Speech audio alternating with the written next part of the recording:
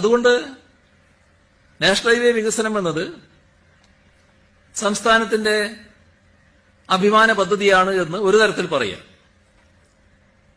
പക്ഷേ അതിനർത്ഥം എന്താ? പദ്ധതിയുടെ നടത്തിപ്പ് സംസ്ഥാനം നടത്തുമെന്നല്ല. സംസ്ഥാനത്തിനല്ല അതിന്റെ ഉത്തരവാദിത്വം. സംസ്ഥാനത്തിന് പ്രവൃത്തി നടത്താനുള്ള യാതൊരു ചുമതലയുമില്ല.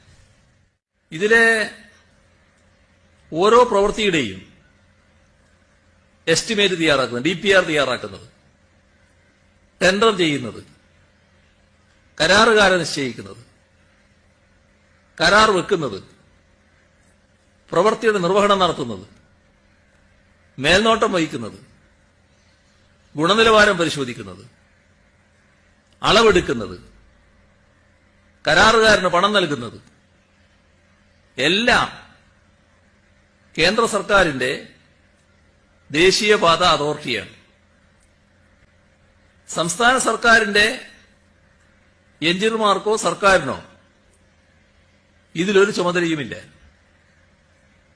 ഇതിന്റെ നിർമ്മാണോദ്ഘാടനം നിർവഹിച്ചത് കേന്ദ്രമന്ത്രി നിതിൻ ഗഡ്കരി. മുഖ്യമന്ത്രി ആ യോഗത്തിൽ അദ്ദേഹത്തോടൊപ്പം ഉണ്ടായി. കേന്ദ്ര സഹമന്ത്രി വി മുരളീധരനും അന്ന് ആ യോഗത്തിൽ പങ്കെടുത്തു.